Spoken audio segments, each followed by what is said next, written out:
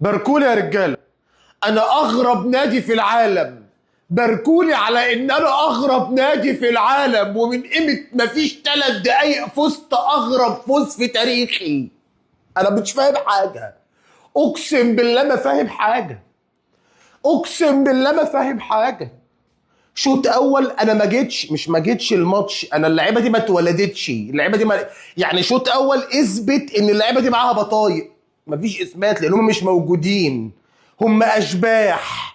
البنك الاهلي حرفيا نافضني كوره، نافضني فرص. يوقع النور ده متهيألي ايمن الرمادي هيكتب فيه كده تقرير انه يمشيه بالفرقه. الواد مضيع 4 تجوال لوحده.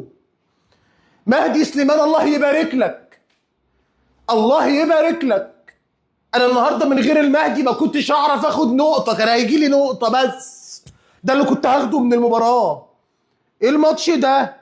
شوط اول ايه؟ طب خد دي بقى. مش شيكو بنزا جايب الجون في الدقيقه 50؟ شيكو بنزا جايب الجون في الدقيقه 50. انا لحد الدقيقه 75 ما عملتش حاجه غير فرصه شيكو بنزا دي. لحد الدقيقه 75 مفيش حاجه عملتها غير فرصه شيكو بنزا دي بس.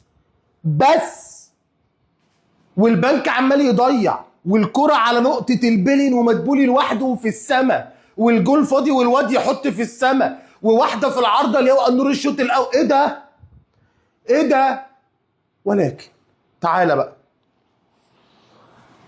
أصل ربنا رؤوف ورحيم بينا.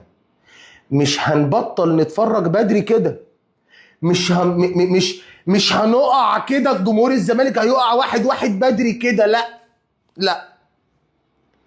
عايز اقول لك حاجه، البنك النهارده مبدئيا لو عنده 2 مهاجمين بيخلصوا 2 واحد بيخلص كان جاب فيها 3-4 تجوان. لو عنده واحد بيخلص، مساحات شاسعه. احمد شريف ده لا منه ولا كفايه شر، وفي كلام كتير قوي هنقول على اليوتيوب يعني، لان هتبقى حلقه مهمه قوي يعني.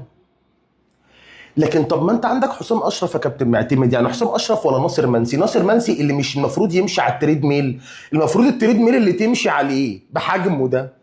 يعني يا ناصر انت المفروض اقول لك ايه؟ ما تمشيش على التريد ميل، خلي التريد ميل تمشي عليك. مش ممكن يا ناصر. ايه ده؟ ايه يا ناصر ده؟ لا عارف توقف ولا عارف تباصي ولا عارف تجري ولا عارف تعمل ايه ده؟ طب محمد السيد ده يقعد ليه؟ خلاص فتوح خليه بقى احتياطي البنتايج ناحيه الشمال. هو ماضي العقد على ان هو يلعب شوط واحد ولا ايه؟ ما اعرفش. حسام اشرف جول يشرح لك مين حسام اشرف. جول بقطعه على القريبه، بياخد المدافع في ظهره، بيطلع ويتعزم وقوته كلها في رقبته ويحط جون. يعرفك مين حسام اشرف اللي قلت لك ده ما كانش المفروض يخرج من الزمالك اصلا. ايشو ما يقعدش، انا اسف، ايشو ما يقعدش مش عشان الاجوان والله. ايشو ما يقعدش، حسام اشرف ما يقعدش، احمد ربيع ما يقعدش. انا بمستوايا ده كزمالك وانا ما عنديش حد عنده القدره على ان هو يرجع لي الكوره، ومحمد شحاته مش هيقدر يقوم بالواجب ده لوحده. لازم يبقى في 2 عندهم القدره على الافتكاك، 2 مش 1. شوف احمد ربيع لما نزل وفتوح لما خرج، بدات ان انا على الاقل استرجع الكوره. انا كنت الشوط الاول الكوره بسترجعها ازاي؟ ان لعيبه البنك بتديها لي بس كنتش عارف اخد منهم الكوره. كلام كتير قوي هنقوله. شيكو بنزا جاب جول، هي سرعته لا يملك الا السرعه. شيكو بنزا. الدباغ عمل ماتش كويس جدا، ماتش ممتاز. الدباغ. محمد السيد عمل ماتش ممتاز لما نزل. دي رجاله ما تطلعش من الملعب. محمد السيد ما يطلعش، احمد ربيع ما يطلعش، ايشو ما يطلعش، حسام اشرف ما يطلعش. يا كابتن معتمد واديك بتتعلم، والحمد لله انك انت بتفطن للامر ده اثناء الماتش شغال وبتصلح اخطائك. 3 بونت وهم الاغرب في تاريخ الزمالك. ماتش اخسره يدخل فيا 5-6 جوال، 5-6 جوال بالراحه، اروح ب3 فرص اجيبهم 3 جوال. كرم من عند ربنا.